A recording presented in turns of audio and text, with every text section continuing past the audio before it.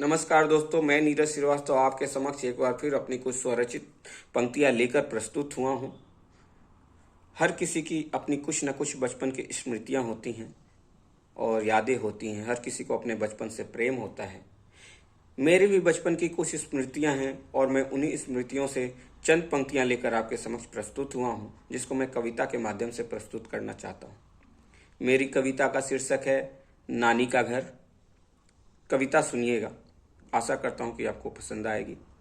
नानी का वो पुराना घर, नानी का वो पुराना घर याद आता है मुझे हर पल। नानी का वो पुराना घर याद आता है मुझे हर पल।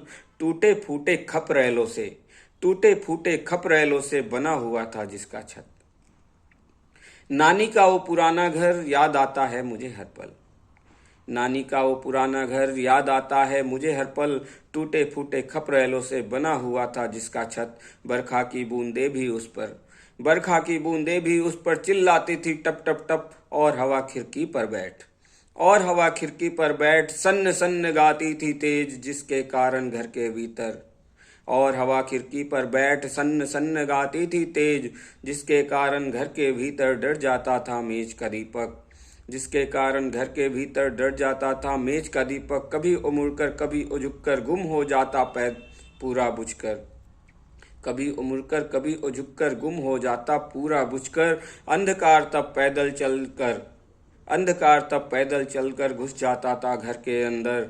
तब पलकों को कर कर बंद, तब पलकों कर कर बंद सो जाता मैं रात के संग। तब पलकों को कर कर बंद सो जाता मैं रात के संग। और सुबह जब आंखें खुलती तो घर के बाहर खड़ा प्रभाकर मुझे जगाता था रोज आकर। और सुबह जब आंखें खुलती तो घर के बाहर खड़ा प्रभाकर मुझे जगाता था रोज आकर। कभी मैं उठता कभी मैं सोता, कभी कभी मैं रोने लगता। तब चिड़िया मुझे करती तंग, तब चिड़िया मुझे करती तंग। चिल्लाती थी मेरे संग और हंसी चेहरे पर मेरे आ जाती थी ठीक उस पल। घर के बाहर खड़ी सुमन, तब घर के बाहर खड़ी सुमन नहीं गंवाती ऐसे पल।